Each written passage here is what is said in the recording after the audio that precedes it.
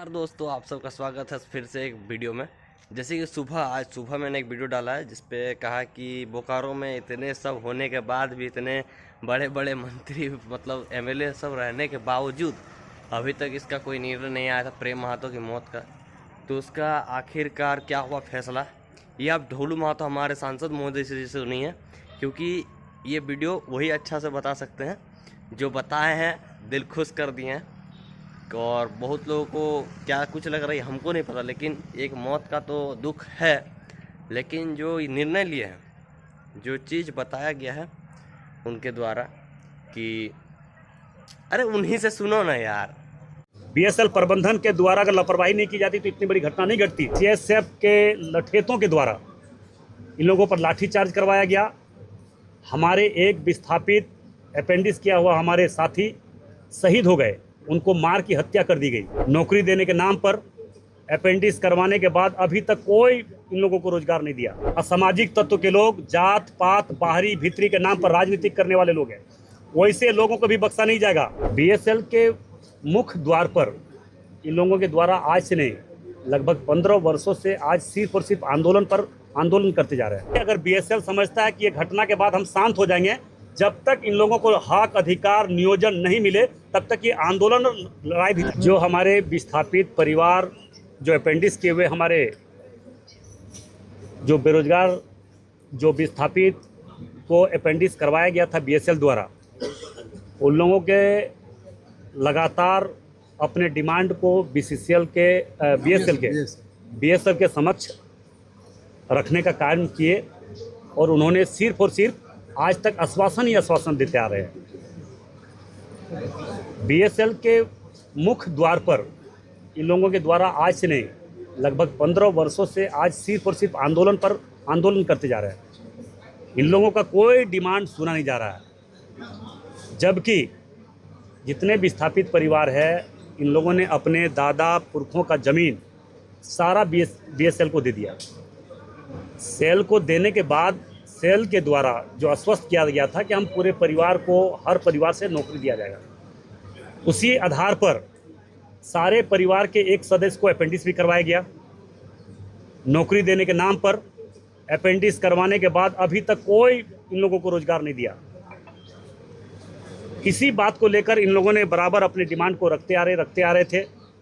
अंततः बीएसएल के द्वारा, सीएसएफ के लठेतों के द्वारा इन लोगों पर लाठीचार्ज करवाया गया। हमारे एक विस्थापित अपेंडिक्स किया हुआ हमारे साथी शहीद हो गए, उनको मार की हत्या कर दी गई। अंततः आज सभी लोग मिलकर, हम लोगों ने, जो हमारे भाई बगोदर के पूर्व विधायक भाई विनोद सिंह जी आए हैं, हमारे बड़े भाई हलधर महतो जी हैं, हम लोगों के अभिभावक हाकिम महतो जी हैं, हमारे गोमिया के बेरमो के पूर्व विधायक, हम लोगों के अभिभावक बाटुल महतो जी, जोगेश्वर प्रसाद बाटुल महतो जी हैं, उनके हमारे बोकारो के विधायक हैं, और हमारे तमाम प्रतिनिधि हैं, और हमारे उनके सारे परिवार के लोग हैं। हम लोगों ने विचार किया, विमर्श किया, और अभी अंततः हम लोगों का एक बैठक हुई उपायुक्त कार्यालय में। वहाँ पे हम लोगों को तय हुआ, और तय होने के बाद हम लोगों ने, उनके परिवार के लोगों के द्वारा निर्णय लिया गया कि पूरे विचार विमर्श होने के बाद कि जितने भी अपेंडिक्स किए हुए लोग हैं, लगभग 1300 से 1400 1500 के करीब है, सारे लोगों को प्रत्येक मंथ 50-50 करके रखा जाएगा। अभी कॉन्टेक्ट बेसिस, उसके बाद इन लोगों को मतलब प्रपोजल बनाकर, परमानेंट कैसे हो इसके बाद प्रपोजल बनाकर यहाँ से भेजा जा रहा है। और जो तत्काल अभी जो हमारे मृतक भाई है प्रेम कुमार जी, उनको, प्रेम कुमार महतो, प्रेम प्रसाद, उनको तत्काल अभी 50 लाख रुपया का मुआवजा, और उनको अभी कॉन्ट्रैक्ट बेसिस पर 25 से 30 हज़ार का सैलरी दिया गया। उनको भी यहाँ से प्रपोजल भेजा जा रहा है, और ये बनाकर परमानेंट के लिए यहाँ से प्रपोजल भेजा जा रहा है। अभी अस्थायी नौकरी नहीं दिया गया, मगर यहाँ से प्रपोजल बना के भेजा जा रहा है। चेयरमैन से भी बात हुआ है, उस पर विचार करके उन लोगों को परमानेंट हम लोग कैसे हो, इस पर हम लोग बात करेंगे। और उनके उसका स्टैचू बनाने के लिए भी, शहीद जो हमारे प्रेम कुमार जी है, उनके शहीद प्रतिमा को हम लोग स्थापित करने के लिए बीएसएल द्वारा ज़मीन देने का घोषणा किया है। और जितने हमारे जो घायल हमारे साथी है, उनको 20-20 हज़ार रुपया उन लोगों को भी देने का घोषणा किया है। उन लोगों का सारा इलाज और इन लोगों को प्रत्येक मंथ कैसे ज्वाइनिंग हो BSL में, इसके लिए प्रक्रिया कर किया जाए। मुआवजा 50 लाख। हाँ, 50 लाख मुआवजा। अच्छा, जो इसमें रिस्पॉन्सिबल है उस पर क्या एक्शन लिया जाए? उस पर कड़ी से कड़ी सजाएं होनी चाहिए। और सबसे बड़ा दोषी है BSL प्रबंधन के द्वारा अगर लापरवाही नहीं की जाती तो इतनी बड़ी घटना नहीं घटती। BSL के लापरवाही के कारण ये घटना घटी है। वैसे अधिकारी पर कार्रवाई भी होना चाहिए। और ये बात मैं बता देना चाह रहा हूँ कि ये अगर BSL समझता है कि ये घटना के बाद हम शांत हो जाएंगे, जब तक इन लोगों को हक, अधिकार, नियोजन नहीं मिले तब तक ये आंदोलन और लड़ाई भी जारी रहेगा। अभी 100 हम लोगों ने तय किया है, उनके घर परिवार के लोग सारे लोगों ने तय किया है कि उसका भी जो हम लोगों को जो अपना प्रक्रिया है, जो हमारा धर्म कहता है, उस धर्म के आधार पर हम लोग उनका प्रक्रिया उनका उसी करेंगे, उनका दाह संस्कार करेंगे और हम लोग इसके फिर आगे बढ़ेंगे।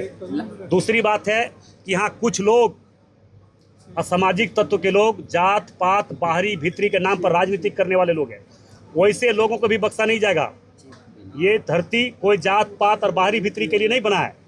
ये धरती सभी लोगों को साथ लेकर चलने का बना है और सभी लोगों को मदद करना है, चाहे गरीब शहर का हो, बाजार का हो, झुग्गी झोपड़ी का, गांव का हो, मोहल्ला का हो, कहीं का भी हो, उनको सिर्फ और सिर्फ हम लोगों को मदद करना है, उसको आगे बढ़ाना है। उस गरीब को न्याय कैसे मिले, उस गरीब को अधिकार कैसे मिले, उस गरीब का पेट कैसे भरे, वो गरीब रोजी रोटी कैसे कमाए, इस पर हम लोग बात करना है, इस पर हम लोगों को काम करना है।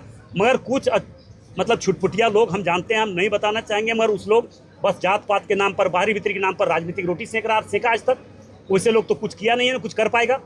जो आज तक जात पात और बाहरी भीतरी के नाम पर राजनीति करने वाले लोग कभी समाज का भला नहीं कर सकता है। वो समाज में डिवाइड करता है, समाज में विवाद पैदा करवाता है, ना कभी किसी को भलाई कर सकता है।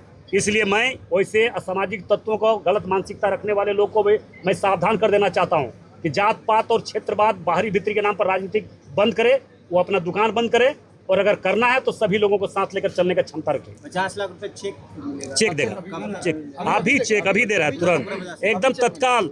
ढुल्लू महतो और हमारे जितने सहयोगी बैठे सभी लोगों का साथ मिला। हमारे पूर्व विधायक जी है बगोदर के, हमारे पूर्व विधायक है बेरमो के, हमारे अभिभावक हाकिम बाबू हैं, हल्दरदा है, दिनेश बाबू हैं, श्याम बिया, सारे लोग, हम लोग जो बोलते हैं वो करते हैं। राज तक के इतिहास में हम लोग जो कहे हैं वही किए हैं। आने वाले समय में भी जो बोल रहे हैं वो करेंगे। विस्थापित और अपेंडिक्स परिवार के लिए जो भी करना पड़े, हम कभी भी पीछे नहीं हटेंगे। जिस सिपाही के लाठी फेंकने से मौत हुई, उनका कार्रवाई करना, उन पर कार्रवाई होगा। मर्डर, उसका 302 का धारा उस पर लगना चाहिए, उस पर केस होना चाहिए, उसको जेल जाना चाहिए।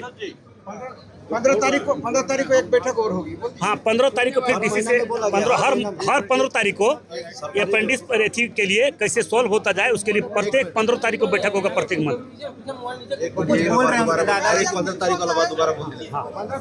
प्रत्येक 15 तारीख को उपायुक्त की अध्यक्षता में एक बैठक होगी, जो पूरे विस्थापित परिवार का जो समस्या बहुत लंबे समय से चलता रहा है, वो समस्या कैसे निदान हो, इसके लिए बैठक हो। तो आखिरकार 2 दिन का जो लड़ाई था, वो लड़ने के बाद हमारे बीच संसद महोदय आके इस वातावाद को सफलतापूर्वक कहीं किसी मोड़ तक ले गए हैं। उन्होंने कहा है कि जितने भी नियोजन नीति के लोग हैं उनको धीरे धीरे करके 50-50 लोग करके 1500 लोगों के करीब लोगों को जोड़ा जाएगा और परमानेंट जोड़ा जाएगा कुछ दिन के अंदर ही। तो जो कुछ भी कहा आपने सुन लिया, मैं उसको दोहराना नहीं चाहता। वीडियो अच्छी लगी हो, जानकारी मैंने सोचा कि अगर मैंने कहा सुबह कि इसके बारे में क्या हुआ क्या नहीं, मैंने अगर वीडियो डाला है तो उसका क्या हुआ उसका भी डालना ज़रूरी बनता। जब हो गया तो तुरंत एक वीडियो बना के डालना पड़ रहा है। आज के आज ज़रूर 3-4 घंटा लेट आ रहा वीडियो, लेकिन वीडियो बन गया था 3:30 बजे करीब। मैं घर आया तभी जाकर वीडियो पोस्ट कर पा रहा हूँ। धन्यवाद आप सभी को। जय हिंद।